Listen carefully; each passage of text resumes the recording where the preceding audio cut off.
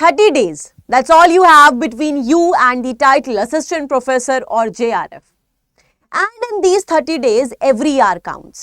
और अगर आपको लगता है that you're late now, then you are wrong.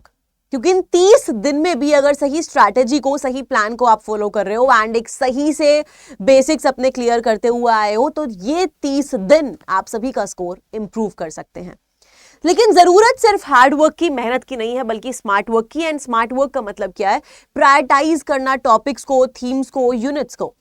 तो इन 30 दिन में, in fact 25 days we have now, 25 days में 10 यूनिट्स को कैसे आपको प्रिपेयर करना है, किस तरीके से रिवीजन करना है, विल मेनली डिस्कस. आपका पेपर 2 ज्योग्राफी को लेकर हम डिस्कस करने वाले हैं. So hello future net क्वालिफायर्स, start करते हैं हमारे आज के इस स्ट्रैटेजी सेशन को. नंबर 1 कि आपको इन फेस जो प्रिपरेशन का भी ये टाइम रह गया, इट्स जस्ट 25 डेज, और इन 25 डेज को आपको ब्रेक डाउन करना है. तो इस मास्टर प्लान में आपको क्या करना है? इन 25 डेज को ब्रेक डाउन करना है अपने 3 फेजेस में. क्या क्या 3 फेजेस होंगे बच्चे? तो फेज 1 आपका होगा जिसमें आप अपनी 5 यूनिट्स पर फोकस करेंगे. वो 5 यूनिट्स एक तरीके से जो कोर बनाती है, या स्टार्टिंग वाली यूनिट्स ही बोल दो. तो हम इन आपका फर्स्ट फेज में 5 यूनिट्स को रिवाइज करेंगे. ठीक है, डे 1 to 6 में मेनली. तो ये फेज 1 होगा.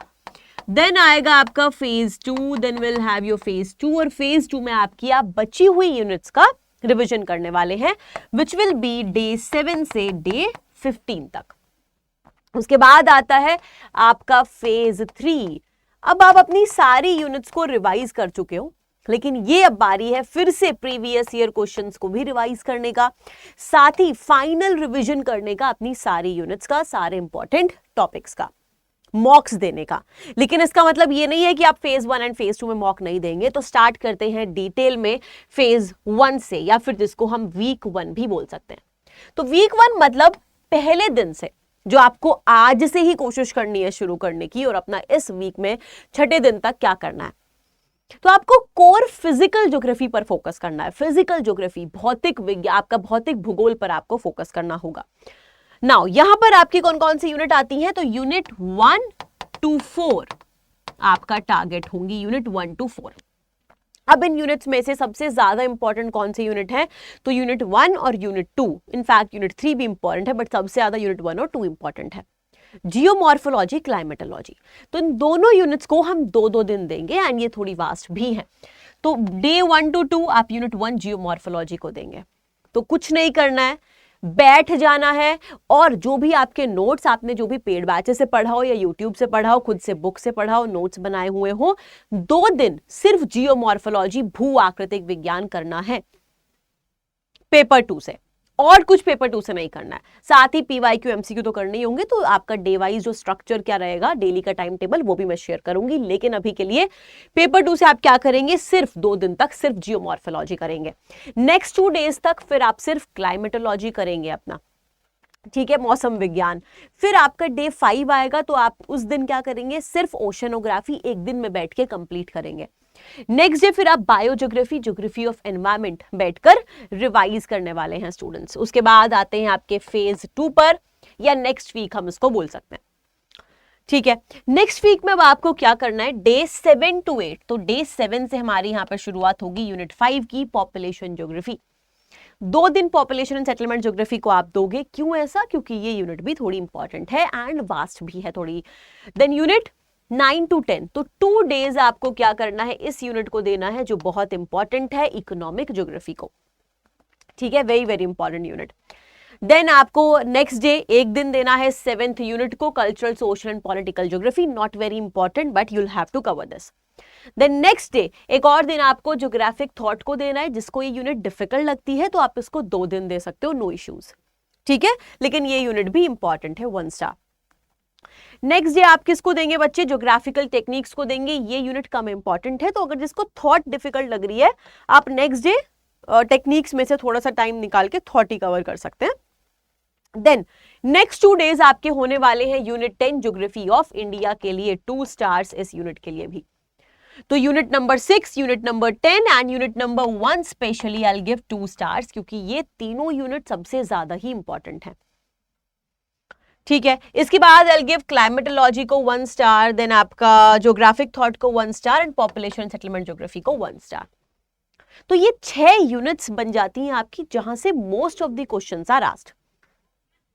नाउ तो ये तो आपका फेज था जो बच्चे हमने कवर किया, फेज 1। आपने कोर यूनिट्स का रिवीजन किया, मतलब अपनी यूनिट 1 to 4 आपने रिवाइज कर ली है। क्या बच्चे आपने रिवाइज किया यहाँ पे? Unit 1 to 4। यहाँ पे आपने क्या किया? यूनिट 5 to 10 रिवाइज किया है।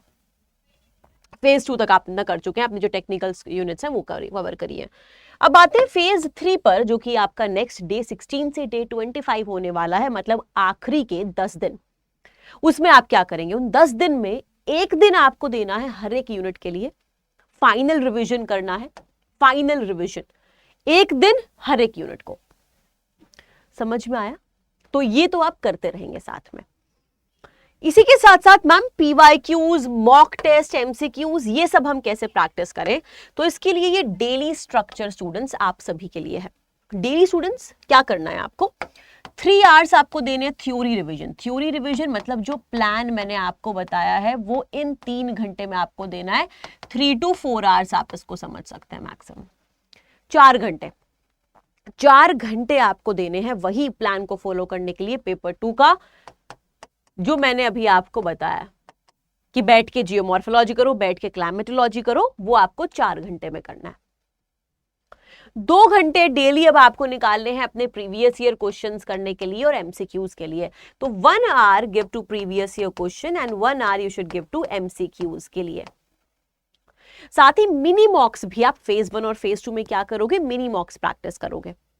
मतलब वही 1 घंटा या 2 घंटे का आप टेस्ट अपना कर सकते हो, बट जरूरी नहीं है डेली आपको मॉक टेस्ट देने की जरूरत नहीं है। उसके बाद 1 घंटा आपको बच्चे मैप्स, डायग्राम, शॉर्ट नोट्स, इन सब पर फोकस करना है एंड 3 घंटे आपको अपने पेपर 1 को भी देना है। 2 घंटे पढ़ लिया, 1 घंटा उसका एमसीक्यू और पीवाईक्यू कर लिया। इन दिस वे एक डेली स्ट्रक्चर आप फॉलो कर पाएंगे। मैं फिर से बता देती हूँ, अभी आपको क्या करना है? डे 1 to 6 अपनी यूनिट 1 to 4 रिवाइज करनी है।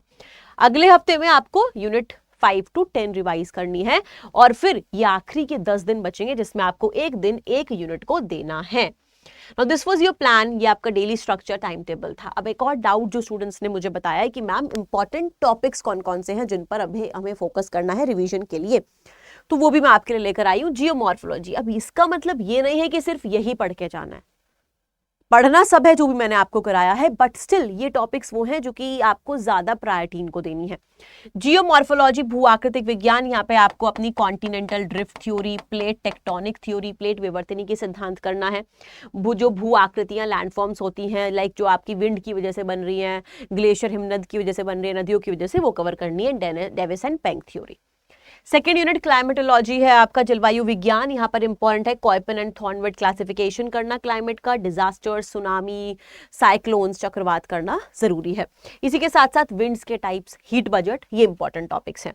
ओशनोग्राफी, महासागर को लेकर जो आपकी है, यहाँ पर ओशन करंट्स एक इंपॉर्टेंट टॉपिक है। यूनिट 4 में आते हैं जो कि है ज्योग्राफी ऑफ एनवायरनमेंट स्टूडेंट्स, जहां पर आपको प्रोग्राम्स एंड पॉलिसीज कवर करना है जो आपकी इंटरनेशनल स्पेशली हैं, लाइक क्योटो हुआ, पेरिस अग्रीमेंट हुआ, ये इंपॉर्टेंट है। Population and settlement geography unit 5 पर आते हैं, तो यहाँ पर सेंसस, वर्ल्ड का जो पॉपुलेशन डिस्ट्रीब्यूशन है वो इंपॉर्टेंट है। अर्बन सिस्टम्स, थ्योरीज आपकी माइग्रेशन थ्योरीज हुई, ये सारी आपकी इंपॉर्टेंट यहाँ पर जाती है। थ्योरीज पर ज्यादा फोकस करना है, पॉपुलेशन की जो थ्योरीज हैं वो भी बहुत इंपॉर्टेंट है। ठीक है, माल्थूशियन थ्योरी, ये वाला पार्ट इंपॉर्टेंट है।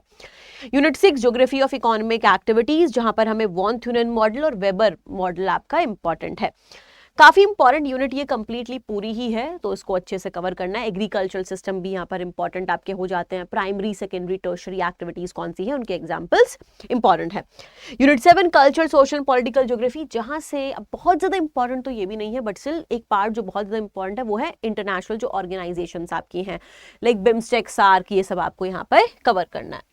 नेक्स्ट यूनिट 8 ज्योग्राफिक थॉट है, कोशिश करनी है इस यूनिट के सारे प्रीवियस ईयर क्वेश्चंस आप करें। बुक्स एंड ऑथर्स, स्पेशली कौन कौन से आपको स्कॉलर्स यहाँ पर ज्यादा इंपॉर्टेंट है। हमबोल्ड से काफी ज्यादा क्वेश्चंस आते हैं, कार्ल रिटर से काफी ज्यादा क्वेश्चंस आते हैं, एंड इराटोस्थीन्स डेफिनेटली इज इंपॉर्टेंट। तो आपके कुछ स्कॉलर्स जिनसे ज्यादा क्वेश्चन आते हैं वो previous year question based analysis के अकॉर्डिंग करने हैं। देन यूनिट 9 ज्योग्राफिकल टेक्निक्स, इस पर बहुत ज़्यादा फोकस नहीं करना है, लेकिन ये कुछ topic map, types of maps, GIS geographical information system and remote sensing, ये टॉपिक्स कवर करना है। यूनिट 9 ज्योग्राफी ऑफ इंडिया है, जहां से मैपिंग, मैप बेस्ड क्वेश्चंस आते हैं, रिवर से क्वेश्चन आता है, जो मिनरल्स का डिस्ट्रीब्यूशन है वहां से क्वेश्चन आता है, इंडिया का जो सेंसस है पॉपुलेशन के रिगार्डिंग भी क्वेश्चंस आर आस्क्ड। तो ये थे आपके इंपॉर्टेंट क्वेश्चंस। आई होप सभी को समझ में आ गया है विद दिस इंपॉर्टेंट टॉपिक्स। क्या प्लान है ये सब हमने डिस्कस कर लिया है, अब बारी है उस टाइटल को चेज करने की। तो अपना बेस्ट देना है इन आखिरी के 25 दिनों में। I know you all can do it. Thank you so much everyone, good luck. और इसी के साथ अगर आप जून की प्रिपरेशन कर रहे हैं स्टूडेंट्स, तो ऑलरेडी आपके उसके लिए आप स्ट्रीमलाइन मैनर में अपनी प्रिपरेशन अभी से स्टार्ट कर सकते हैं। पेड बैचेस के लिए आप एडमिशन के लिए यहाँ पे जा सकते हैं 24/7 पर, ये वेबसाइट या फिर एप्लीकेशन डाउनलोड कर सकते हो। यहाँ पर UGC है, आप UGC नेट ज्योग्राफी पर क्लिक करेंगे तो यहाँ मेगा पैक होगा एंड प्राइस अभी बढ़ जाएगा, लेकिन अभी आपको 18 मंथ्स की वैलिडिटी के साथ कूपन कोड आपको लगा देना है YT28 फॉर मैक्सिमम डिस्काउंट। इसको अप्लाई करोगे तो मैक्सिमम डिस्काउंट पर आप मेगा पैक पेपर 1 और पेपर 2 दोनों की प्रिपरेशन एक साथ कर सकते हैं। Thank you so much, good luck.